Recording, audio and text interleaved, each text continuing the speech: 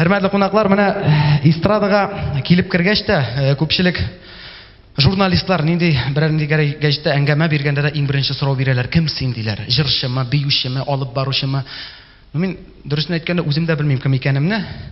Чөнки нәрсәгә күңел хуш килә, шуны эшлим инде мин. Шуңа күрә әллә ни профессионал да дип әйтә алмыйм.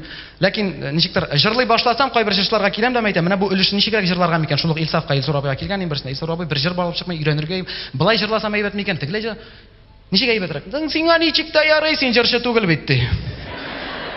Киләм биючеләргә, менә Казан бию ансамбльләре белән бик каты эшләдек бит инде. Эшлибез. Болай, ничек мин әйтәм, җегетләр, өйрәтегез инде. Да ладно, ты же не танцор. Хорош, иди.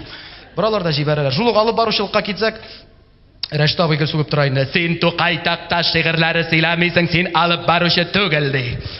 Шуңа кем икәнемне үзегез күреп китәрсез. Теге бер хатын-кыз да докторга килә дә әйтә икән: "Доктор, әйтегезче, кем мин?" дип. Доктор карап тора да: "Сез гүзәл ханым" ди. "Юк, доктор" ди. "Беләсезме? Мин тавыктан да иртәрәк торам. Сарык кебек этенә-төртенә эшкә чабам. Көне буе эт шикелле аш. Ат урынына эшлим.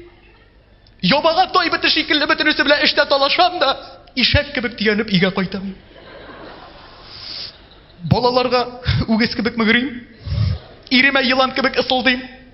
Үрдәк кебек ашыйм да йокларга ятам. Шуннан соң доктор, ирем яныма килеп, тегендәрәк бар сыер, нәрсә дуңгысыма бөтен диванга җәелеп яттың ди. Шулай булгач, нинди хатын-кыз булыйм мин, доктор дип әйтә ди.